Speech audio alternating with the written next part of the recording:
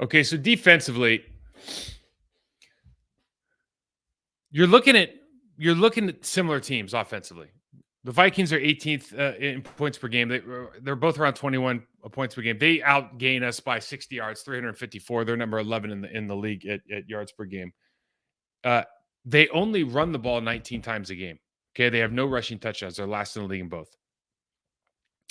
Defensively, with Brian Flores, I just want to give some context. Okay, Brian Flores likes to pressure. And so there's always opportunities when you pressure, and they'll pressure with. They play a lot of off zone. They'll pressure with zone coverage. They'll also pressure with man. The key in this game is identifying when they're coming, which is a lot. What your first reads are, and taking what's available. And when you do that, you find success. When you don't, you have struggles. Harrison Smith is still elite. Harrison Smith plays around in the secondary a little bit. You'll see opportunities where he's making great plays. You'll see other opportunities where he's trying to jump around and kind of lets the person in his zone down the alley make a big play. They're 20th in the league in points per game. They're 15th in the league in yards per game. And they give up 105 yards rushing. Okay, so this is on paper. They played some good teams: Chiefs, Niners, Tampa. This looks like a pretty even matchup. They're 20th in turnover ratio, 29th in time of possession. I mean, you're kind of looking at like neither of these aren't. This isn't a sexy game, right? This isn't a primetime game.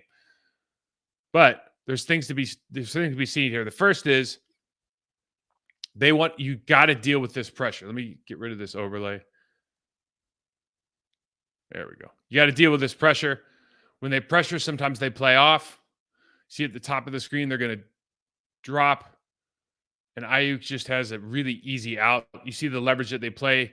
He's open to the inside. The outside turn's going to be wide open. The defensive back literally can't turn his body around fast enough.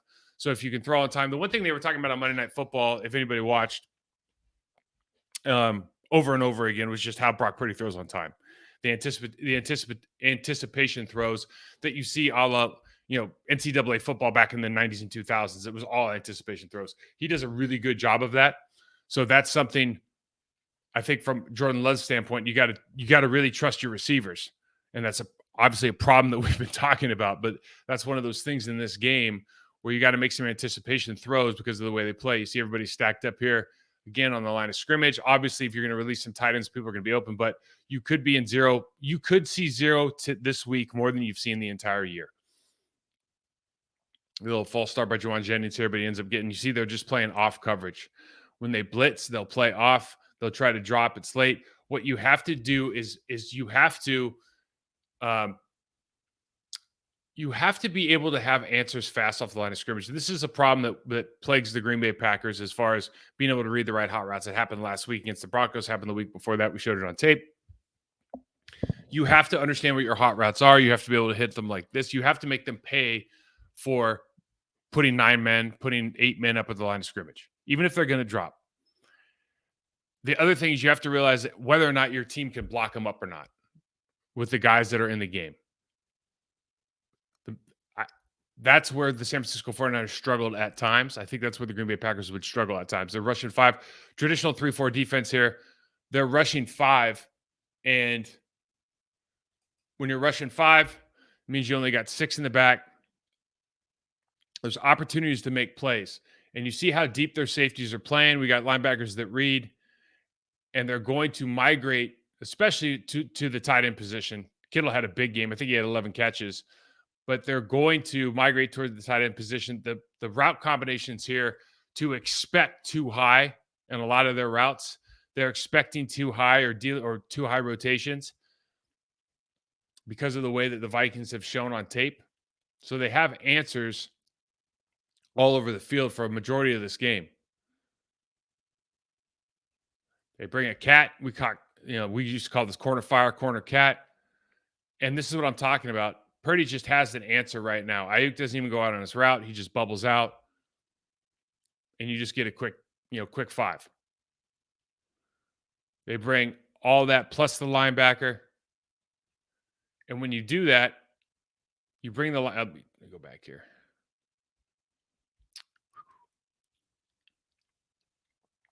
So you got 5 up at the line of scrimmage, plus you're going to bring the linebacker late.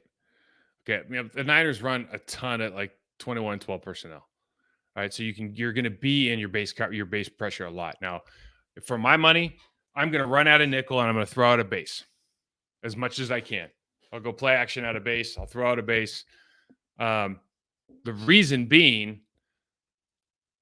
you just have one less athlete in the backfield. I think it limits their coverage ability. You see Kittle gets wide open on the crosser here. You've seen this route before from Christian Watson in a Green Bay Packers uniform. You got leverage. 44 for the Minnesota Vikings is kind of all over this tape. And not that he's a good or bad player. I think he's the team captain, Josh Metellus. He's one of those guys that plays at the line of scrimmage a lot. He has the responsibility of covering tight ends because they run so much pressure that if he's not pressuring, sometimes he's matched up one-on-ones and he has man coverage. There's just opportunities against this guy. And I think when you look at the passing game, there's opportunities, but also in the running game, he's one of those guys where you feel like it's a favorable matchup for Musgrave and Kraft in the tight end position in the running game. Quick answers to playmakers. This was obviously a touchdown to McCaffrey. So they run what essentially just turns out to be a bubble screen. But because these guys have players up, and these are the answers you have to have at the line of scrimmage. And I don't know if Matt LaFleur has allowed Jordan Love the ability to make these calls at the line of scrimmage. Let's just assume so or hope so. But these kind of plays where you're just getting 3-on-3, like, in any sport, if you got 3-on-3, you feel good about it. If you're attacking, if you feel good, if you're 3-on-3 in soccer, good. Basketball, good. Because you are essentially saying my best players have a one-on-one matchup where they can break arm tackles. Those are huge opportunities for the Green Bay Packers. You think about Aaron Jones, you think about Christian Watson. The thing is, you have to catch the Minnesota Vikings. They're going to pressure you. What you don't want to do is waste reps or waste opportunities on plays that aren't designed for success against that defense. In other words, if you can call checks into some of this stuff, or if you have answers or adjustments when they decide to bring 8, bring 7, bring 6, bring 9, when they decide to go all out, you have to have calls and answers and then capitalize those answers, because Flores will give you those looks from a defensive coordinator standpoint. This is the other thing. You got to know your limits. Our tight ends cannot block their defensive ends. Our tight ends cannot block Danielle Hunter. They cannot block DJ Wonnum. They're not going to do a good job against them. But they can block 44. So put yourself in a position, whether it's by scheme, by personnel grouping, but by play design, don't ask them to do something they can't do. The Niners tight ends are better blockers than our guys by a mile. And when they tried to block 99 and 98, it was a problem. This is the other thing. This kid, Jonathan Bullard, not a kid, sorry. This large human destroyed the Niners rushing game. I think I got 4 clips here. Playing half a man against Kittle, just completely smashes down the pocket. Again, Kittle's good. So know your limits. Don't call plays where you're like, hey, you're going to have to block the heavy 5 technique. They're in base personnel probably in this. You're going to have to block Bullard. Sound good? Yeah, I can do it, coach. No, you can't. We got, again, good tight end, good blocking tight ends, and a receiver double teaming 98. Tackle for loss. Okay? Now, you might say they had an off night, whatever. This team blocks better than we do. Okay, the San Francisco 49ers minus Trent Williams are essentially the Green Bay Packers offensive line. Like, it's same. Maybe, I like Jake Brendel at the center position. But these guys, you're looking at very, very similar lines from a talent standpoint, okay? Their tight ends are much, much better at blocking in the run game and the pass game. So, having said that, if they can't block them, take it off tape. Don't think that your guys can block them. This you can do. You get Daniil Hunter, who's probably 265 pounds in a 4-point stance versus your right guard and right tackle. Okay, this I like. Take it all day. You see that matchup, take advantage of that matchup. Put them in positions where they're going to force that matchup and know where you're going to go with the ball. But this guy, I mean, he's just destroying right guard, center, double teams on the backside, tight end plays. I mean, he had a game that makes you, he jumps off tape, attacks the tackle, doesn't go anywhere, not getting moved off the ball at all. Inside rip here, penetrating, forcing the ball back. Guy had a really, really good game. Now, Harrison Smith, really good player. Fun fact about Harrison Smith, I think this is true. I believe he was the national championship boxer out of Notre Dame. I think he was a national championship boxer or national champion, however you say that. But right here, he's showing split safety look. You see 24 over on the 42-yard line south of the left hash here. And they've got essentially a 3-by-2 because they've got the running back or tight end hipped off on the left side of the left tackle here. But Harrison Smith is actually taking a look at Kittle here and leaves Ayuk wide open. And they're rotating safety. So they start what you think a two high looks. And Minnesota does this a lot. And they get caught. They rotate two, but they want Harrison Smith to play that robber look. And so he's going to try to trap the backside.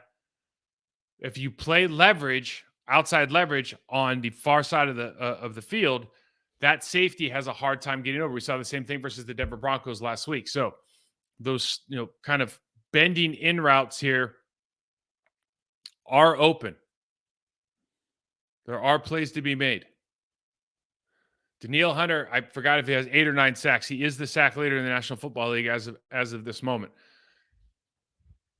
This right tackle is the bane of my existence. I work with offensive linemen. Watching this makes my skin crawl. Okay, you have a fast player who's a better athlete, and you set out wide, and you think you're not going to get beat. That is absolutely absurd. They're coaching this stuff. I rant for 2 hours on this. But anyways, he's the sack leader. What a terrible pass set, man. I mean, that's just bad. That's bad. That you're condoning that as a coach is no bueno. Sack leader, got to be aware of it. Zach Tom's been playing really well. He had 2 games against Hutchinson and Max Crosby. I think the Hutchinson game was actually fine. Everybody, I think people watch tape differently than I do. Max Crosby, you're struggling. Everyone's struggling against Max Crosby. He's played really well this year.